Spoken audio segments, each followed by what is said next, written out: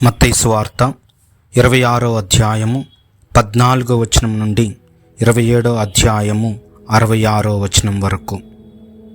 క్రీస్తునాథుని యందు ప్రియమైనటువంటి సహోదరి సహోదరులారా, ఈ మ్రాణి కొమ్మల ఆదివారం రోజు శ్రీసభ దైవాఖ్యార్చనలో దావీదు కుమారునికి హోసన్న అని స్తుతించుటను మరియు అదే జనసమూహము ఆయనను సిలువ వేయండి అని త్వరలోనే ఆయనను తిరస్కరిస్తుందనే ఒక కఠినమైన సత్యాన్ని తెలియజేస్తూ ఉన్నది.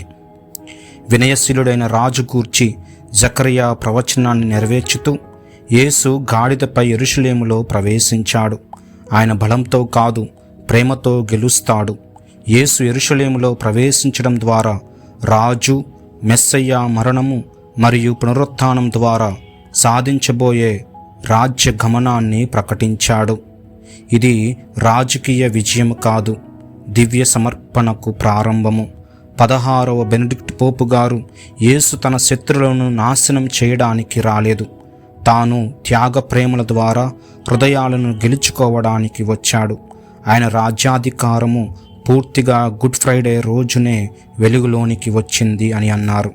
ఈరోజు మనము పట్టుకున్న మ్రాణికొమ్మలు విజయానికి సంకేతము, కానీ ఆ విజయము బాధ ద్వారా వస్తుంది. ఈనాటి మొదటి పఠనము యెషయా గ్రంథము 50వ అధ్యాయము 4వ వచనం నుండి 7వ వచనంలో యెషయా ప్రవక్త, మోదువారికి నేను నా వీపును అప్పగించి తిని నేనేమి చేయనైతిని ప్రవచించినట్లు యేసు ప్రతిఘటించలేదు, ప్రతీకారము తీర్చుకోలేదు, తనను తాను రక్షించుకోలేదు. 2వ వాటికన్ సమావేశం తన బాధ మరియు మరణం ద్వారా యేసు బాధకు మరియు మరణానికి కొత్త అర్థము ఇచ్చారు. గౌడియం ఎట్ స్పెస్ నెంబర్ 22 బోధిస్తూ ఉన్నది, క్రీస్తుతో ఏకమై ఉన్న బాధ అర్ధరహితము కాదు, అది విమోచనాత్మకమవుతూ ఉన్నది. 2వ జాన్ పాల్ పోపు గారు తన యొక్క లేఖలలో క్రీస్తు బాధను తొలగించలేదు, ఆయన దానిలో ప్రవేశించాడు, అలా దానిని లోపల నుండే మారుస్తారు అని బోధించారు. సహోదరి సహోదరులారం, పునీత పౌలు గారి యొక్క పవిత్ర గ్రంథంలోని అతి లోతైన గీతాలలో ఒకదాన్ని అందిస్తూ, యేసు దైవ స్వభావమును కలిగి ఉన్నను తన్ను తాను రిక్తునిగా చేసుకుని శిలువ మరణం వరకు విధేయుడై ఉండెను. ఫిలిప్పీలకు రాయబడిన లేఖ 2వ అధ్యాయము 6వ వచనం నుండి 11వ వచనం వరకు. ఇది కెనోసిస్, స్వీయ శూన్యత లేదా త్యాగ ప్రేమ. యేసు అధికారాన్ని పట్టుకోలేదు, తన్ను తాను రిక్తుని చేసుకున్నాడు, సేవకుడయ్యాడు.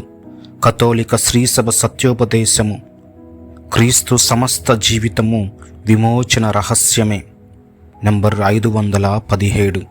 ఆయన మరణము మాత్రమే కాదు, ఆయన మొత్తం జీవితము త్యాగ ప్రేమ.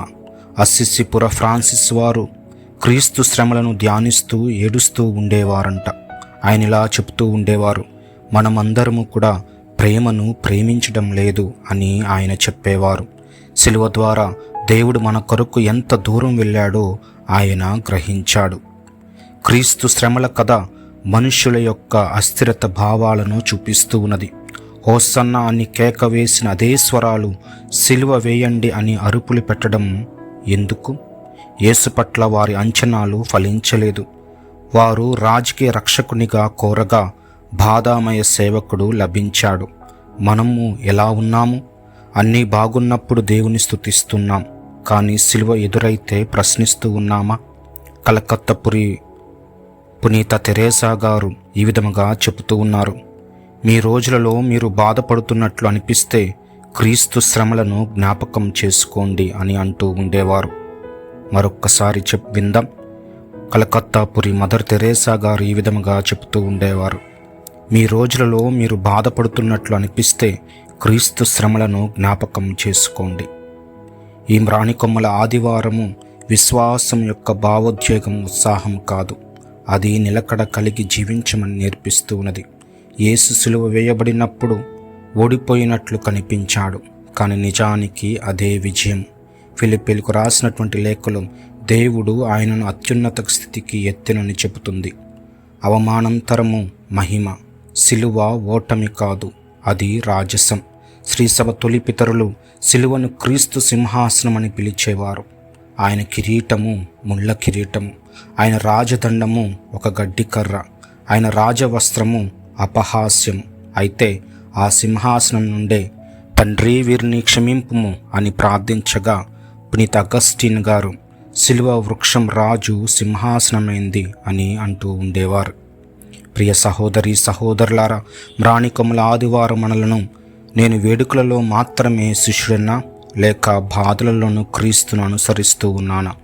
నా ప్రణాళికలను నెరవేర్చే మెస్సయ్యాను కోరుకుంటూ ఉన్నానా లేక తండ్రి చిత్తాన్ని వెల్లడించే మెస్సయ్యాను అనుసరిస్తూ ఉన్నానా అని ప్రశ్నించుకుని ప్రేరేపిస్తూ ఉండగా మ్రాణికొమ్మలను చేతబూని క్రీస్తు చేత మార్పు పొందిన హృదయ ధైర్యము కలిగి ఈ పవిత్ర వారము ప్రారంభంలో మనము రాజైన క్రీస్తు వినయము, సేవకుడైన క్రీస్తు విధేయత మరియు సులువుపై ఉన్న క్రీస్తు విశ్వాస నిష్ఠ కృపలను అడుగుదాం.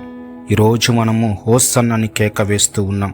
గుడ్ ఫ్రైడే రోజున ఆయన ప్రక్కనే నిలబడగలగాలని, ఈస్టర్ రోజున ఆయనతో కలిసి ఆనందించడానికి సిద్ధంగా ఉండగలగాలని దేవుడు మనకు ఆ కృపను దయచేయాలని ప్రార్థించుకుందాం. పిత, పుత్ర, పవిత్రాత్మ నామమున ఆమేన్.